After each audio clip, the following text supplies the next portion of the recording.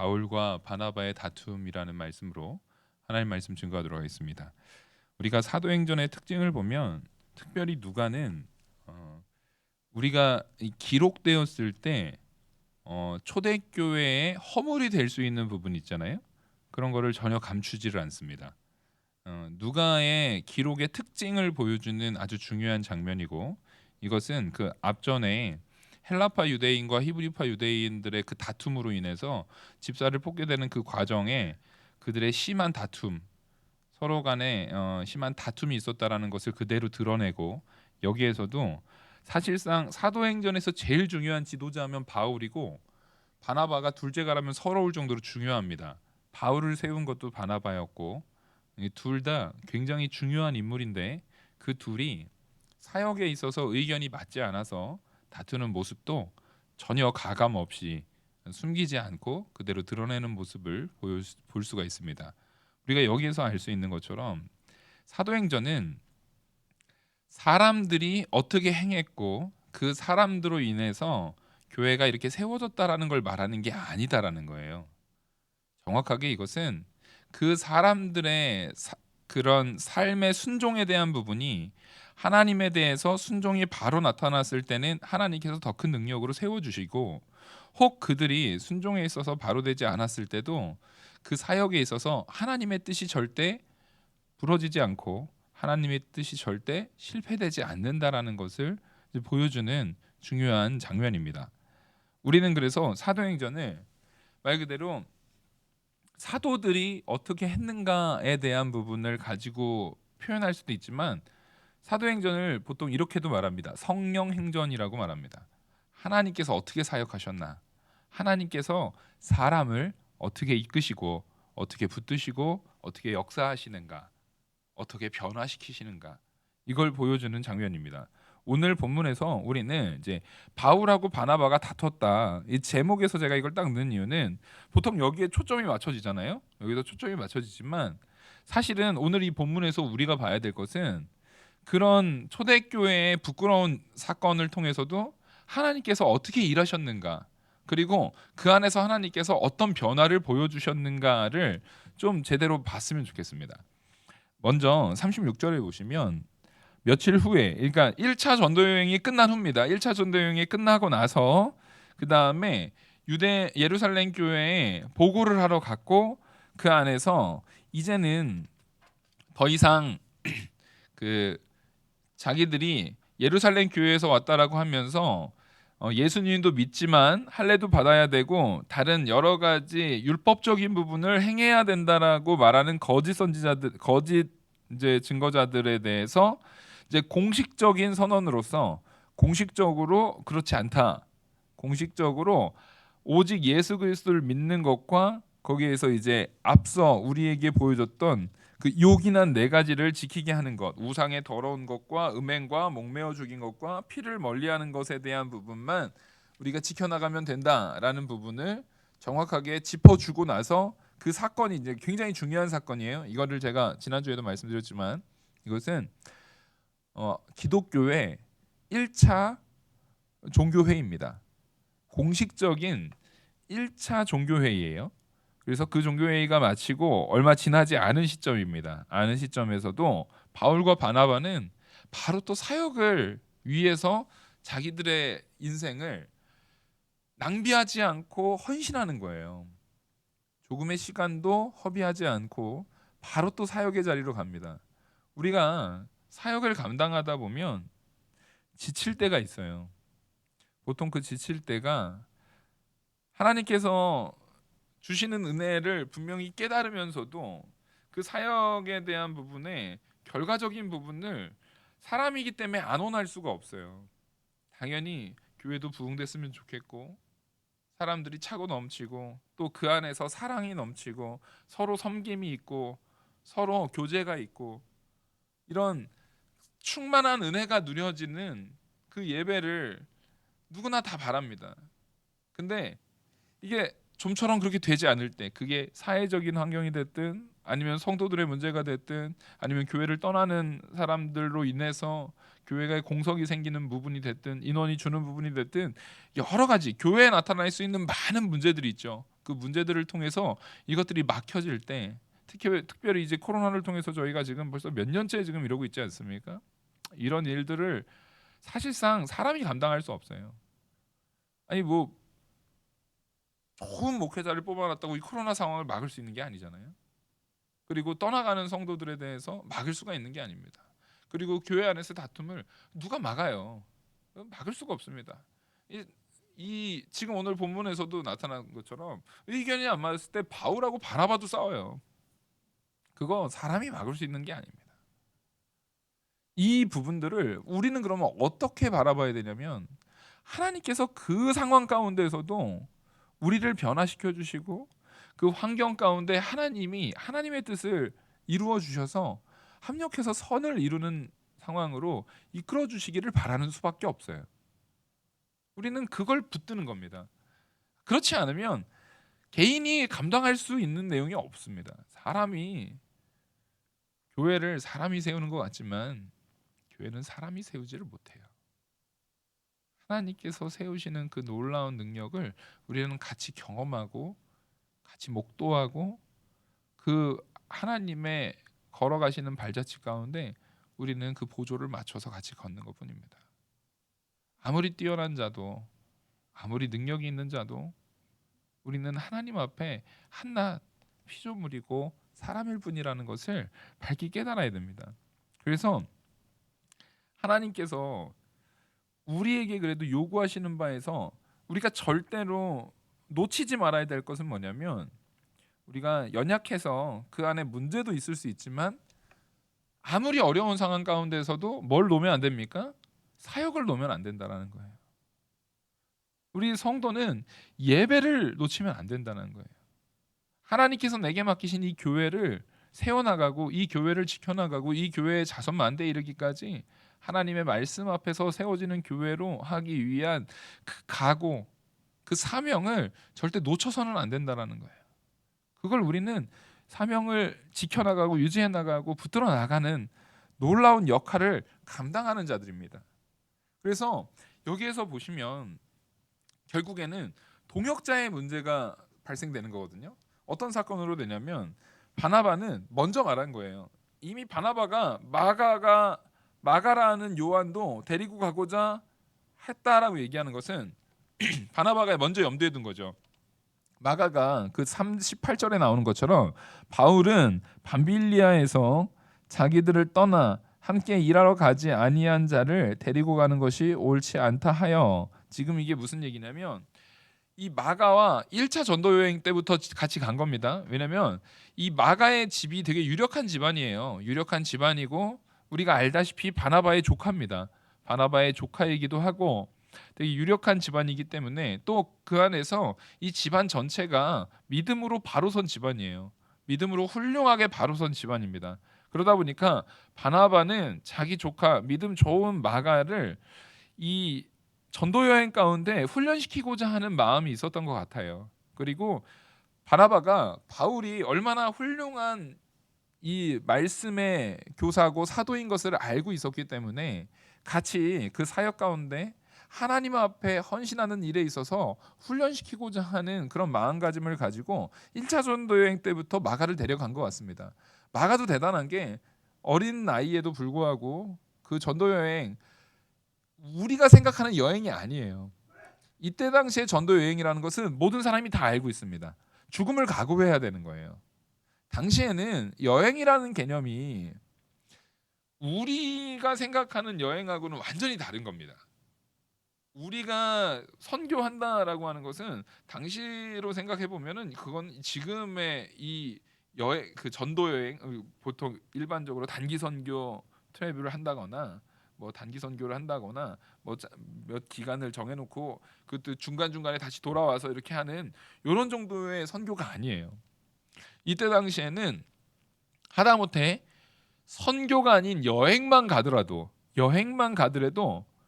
굉장히 부자가 아니면, 굉장히 부자가 군사, 자기를 이제 보호할 수 있는 용병들을 동원하지 않고서는 여행 자체가 거의 불가한 상황입니다.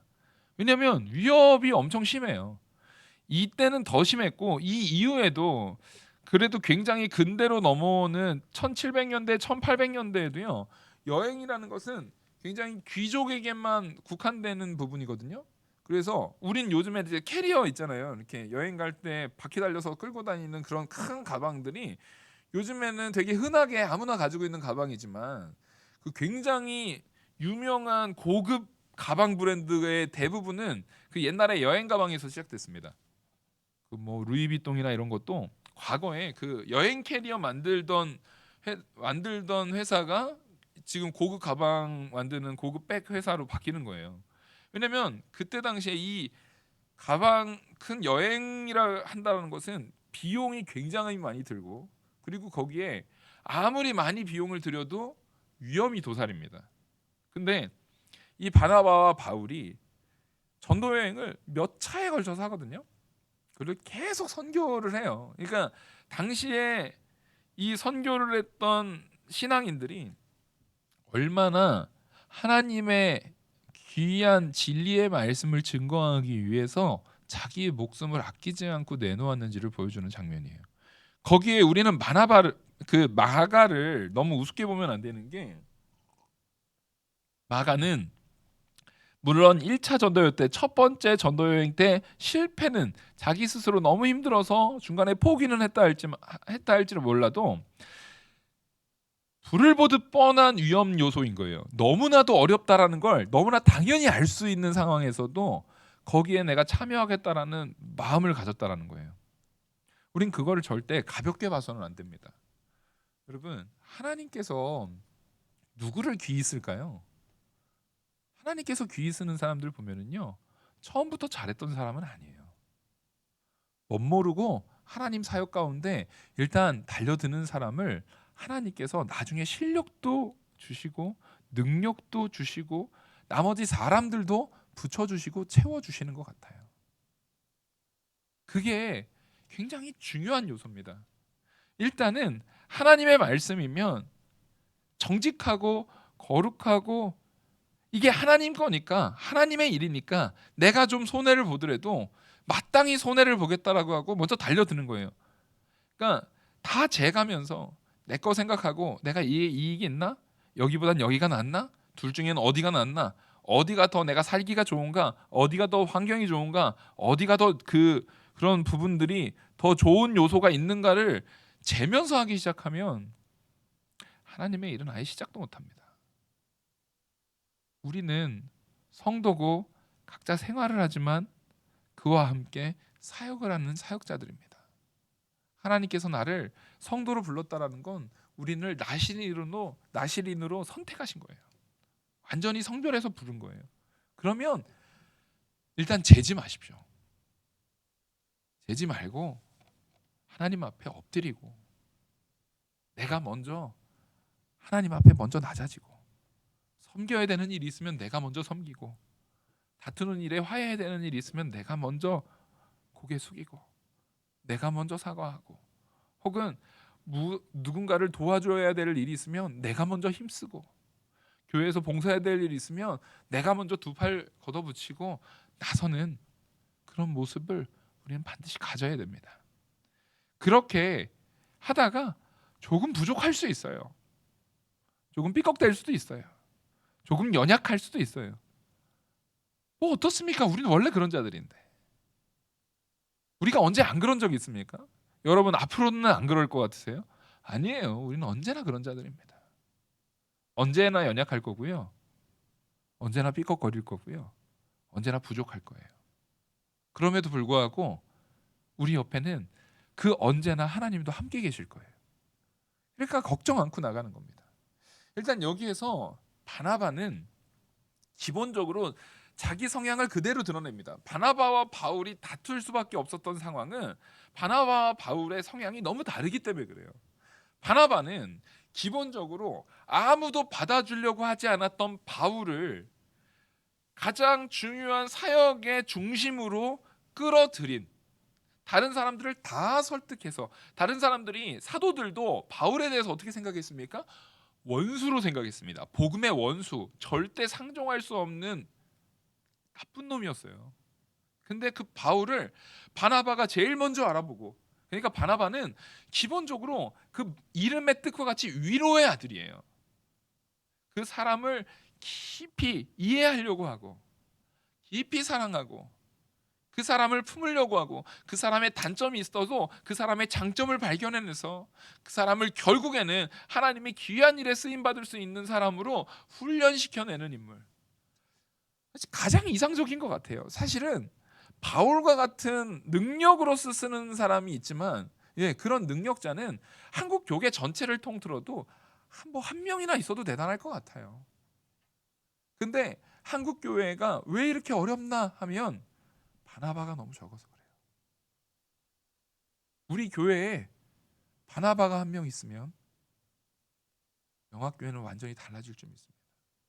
안타깝게도 저부터가 바나바가 되지 못하는 것 같아요. 우리 교회에 바나바가 2명이 있으면 아마 이 서울이 놀라는 교회가 될 거예요. 우리 교회에 바나바가 10명이 있으면 전 세계가 놀라는 교회가 될 겁니다. 우리는 바나바와 같이 누군가를 세워주고 자기를 낮추고 누군가를 섬겨서 정말 하나님의 일꾼으로 바로 세워나가는 사역, 그 역할을 감당하는 자가 돼야 됩니다. 근데 너무나 다 바나바 되기 싫어하고 바울 되기만 원하는 것 같아요. 내가 너무 세요. 내가 너무 높아요. 내가 아는 게 너무 많아요. 그렇다고 해서 여기서 바울이 틀렸다는 게 아닙니다. 바울은 또 바울 나름대로의 아주 중요한 가치를 지켜나가는 겁니다. 뭐냐면 바울은 이렇게 말합니다. 바울 말은 틀린 게 하나도 없어요. 밤빌리아에서 마가를 통해서 아주 큰 불이익이 일어난 거예요. 아까 말씀드렸듯이 이것은 목숨을 걸고 가는 거예요. 마가만 힘든 게 아니라 바울도 겨우겨우 말 그대로 아주 단단하게 당겨놓은 아주 거의 끊어지기 직전까지 당겨놓은 고무줄처럼 아주 굉장히 긴장감이 있는 상태예요. 그나마 바울과 바나바가 함께 했으니까 이 정도 된 거지 바나바가 많이 참아줬을 것 같아요. 바나바가 많이 포용해 준 것 같아요. 바나바가 많이 이런 모든 것들을 사람들을 위로해 가면서 같이 갔던 것 같아요. 근데 그런 상황 가운데 마가가 하나를 탁 끊어버리는 겁니다. 그러면 그걸 통해서 여기에서는 딱 바울, 바나바, 마가 이 셋만 간 게 아니거든요. 거기에선 돕는 많은 전도 여행 가운데 돕는 많은 사람들이 있고 그 여행지에서 전도 여행지에서 그 지역마다 거기에서 세운 지도자가 있고 사역하는 사역자가 있고 또 거기에 성도들이 있잖아요. 그들이 그 한 명 믿고 있었던 우리에게 복음을 전하는 믿고 있었던 사역자 하나가 갑자기 다 포기하고 떠나버리는 상황 가운데 성도들이 어떻게 됐겠어요? 굉장히 실족하게 되는 겁니다. 제가 목회자로서 제일 두려운 게 뭐냐면 제가 만약에 힘들어 지쳐서 몰라 안 해. 다 그만둬. 이런 패역한 짓거리에 빠지지 않기를 하나님 앞에 간절히 기도해요. 혹여라도 내 마음속에 있는 화가 아주 어린 성도부터 아주 어떤 성도를 막론하고 내 성질이 욱해서 나와가지고 뭐 하는 짓이야? 이게 뭐 하는 거야? 그럴 거면 때려쳐! 막 이런 성질이 확 나올까봐 항상 정정긍긍하면서 하나님 앞에 기도합니다. 그거는 하나님의 사역을 망쳐버리는 거예요. 자기 화를 참지 못하고 자기의 분을 참지 못하고 내가 지금 어려운 상황에 놓여져 있는 것을 견뎌내지 못하고 그냥 확 쏘아붙는 거는 그것을 포기해버리고 던져버리는 일이거든요. 마가가 지금 딱 그런 상황에 놓여져 있는 겁니다. 그렇다고 해서 하나님이 그 사람을 버리진 않아요. 마가도 이유예요. 보시면은요, 바울이 이후에 마가를 어떻게 평가하냐면 골로새서 4장 10절에서는요 함께 갇힌 자 마가, 그러니까 골로새서에 편지 쓸 때 감옥에 갇혀 있을 때 사도 바울하고 마가가 같이 갇혀 있었어요.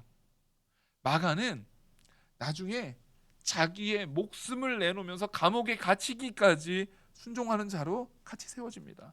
디모데후서에 보면은요, 이제 바울이 디모데한테 제발 마가를 꼭 데려와라. 올 때 빨리 좀 오고 제발 빨리 좀 오고, 올 때 나의 일에 아주 유익한 종이니까 마가 좀 빨리 내려와라, 이렇게 말합니다. 그만큼 마가는 하나님께서 변화시키신 거예요. 이 사건이 마가의 마지막이 아니라는 거예요. 뿐만 아니라 그 빌레몬서에서도 그래요. 빌레몬서에서도 그 문안하는 문안 인사에서 내 동역자로서, 사도 바울이 동역자로서 마가를 언급하고 있습니다. 이런 것처럼 하나님께서는 이후에 바나바와 마가에 대한 부분이 완전히 화해되는 상황을 분명히 보여줍니다.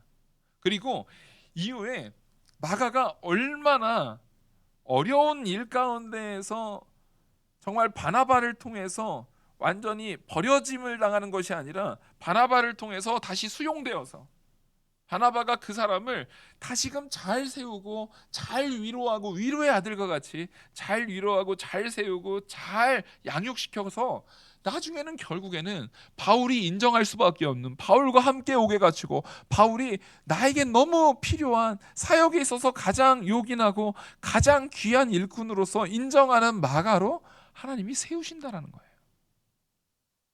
이거는 큰 변화입니다. 우린 다 연약하죠.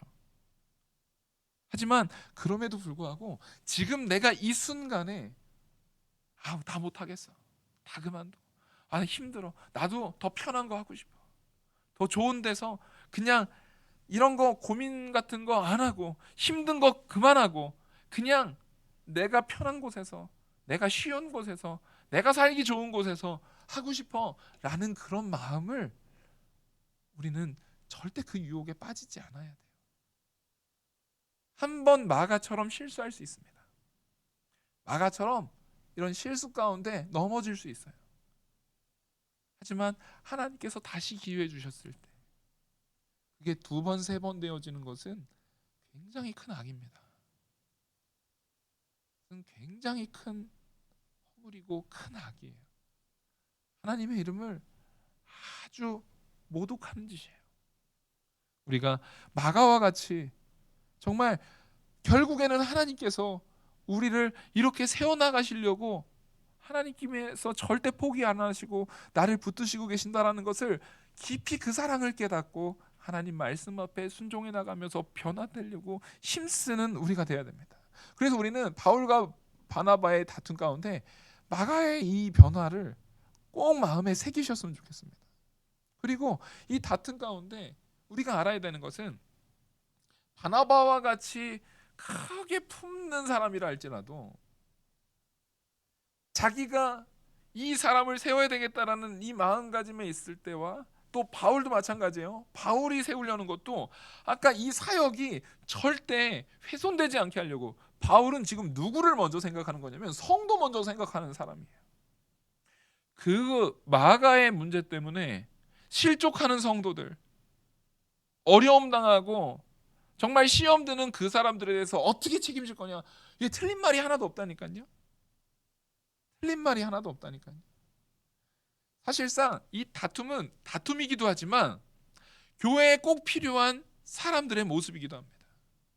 하나님께서는요, 이 다툼을 악하게 이끌어 가시는 것이 아니라 이 다툼 속에서 하나님께서 더 큰 은혜의 역사를 이루시는 부분을 볼 수 있어요. 앞서 다뤘듯이 첫 번째 큰 은혜의 역사가 뭡니까? 마가라는 인물을 다시금 세우고 발견하게 했던 내용이죠. 근데 그 이외에도 또 있습니다. 여기에서 그냥 다퉜던 정도가 아니에요. 심히 다투었어요. 피차 아예 갈라서 버렸어요. 갈라서서 바나바는 마가 데리고 배 타고 구브로로 가버립니다. 이 구브로로 갔다는 얘기는 자기 고향으로 다시 간 거예요. 자기 홈그라운드.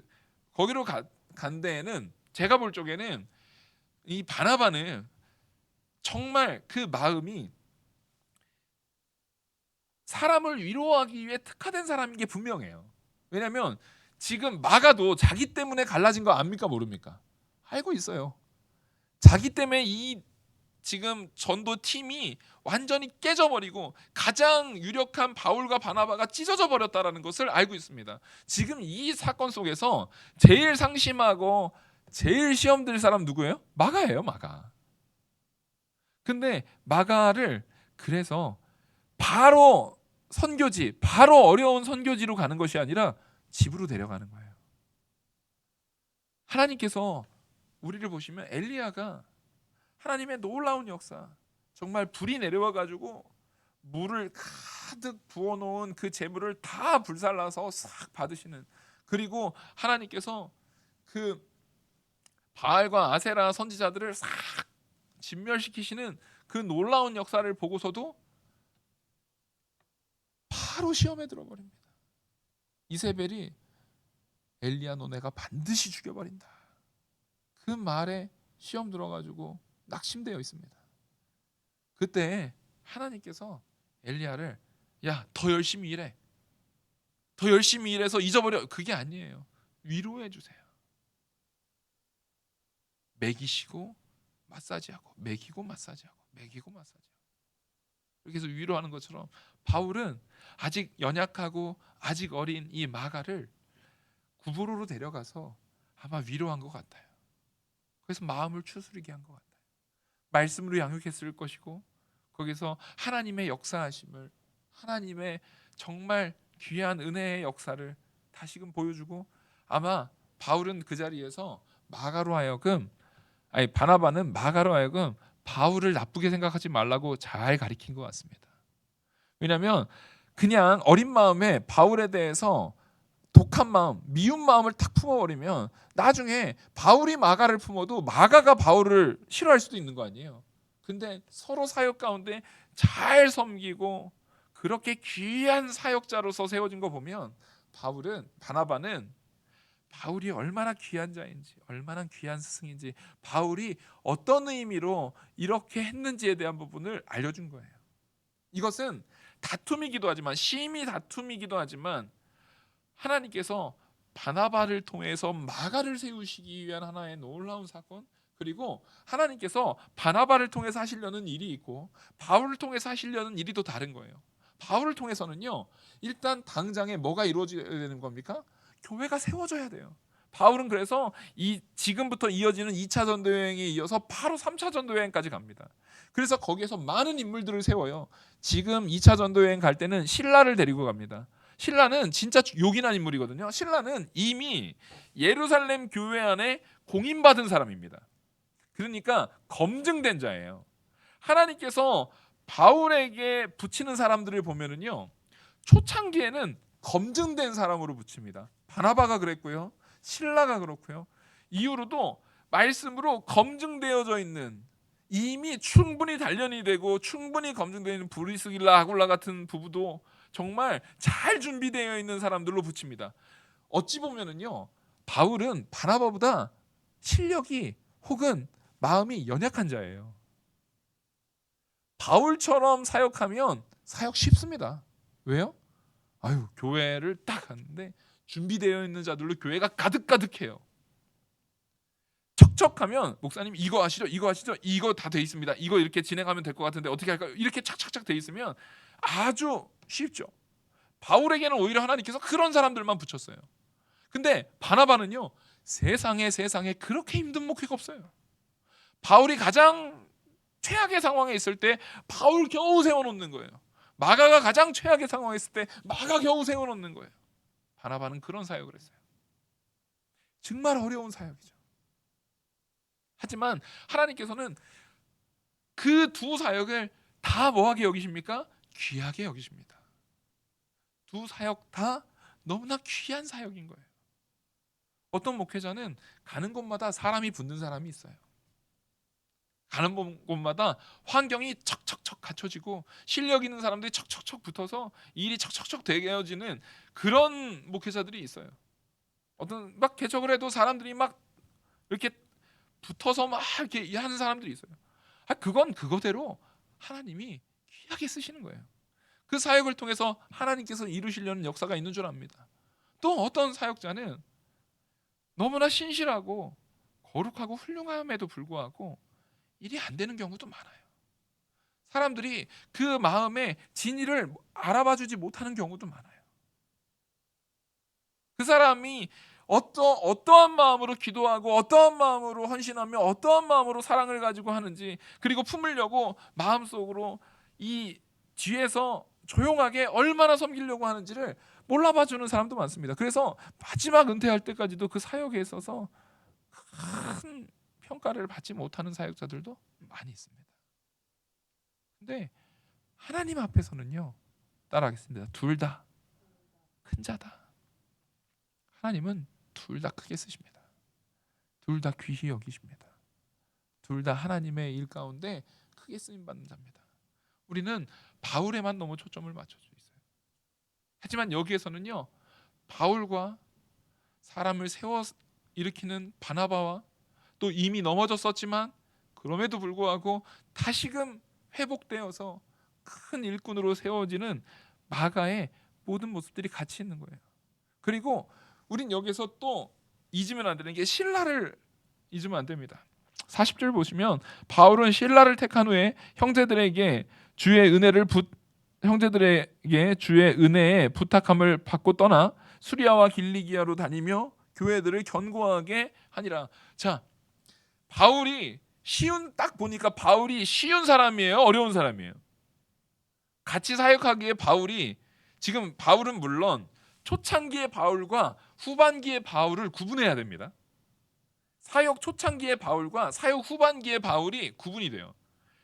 바나바가 얼마나 훌륭한 인물인지를 제가 알 수 있는 부분이 뭐냐면, 바울이 나이가 들면 들수록 누구화 됩니까? 바나바화 됩니다.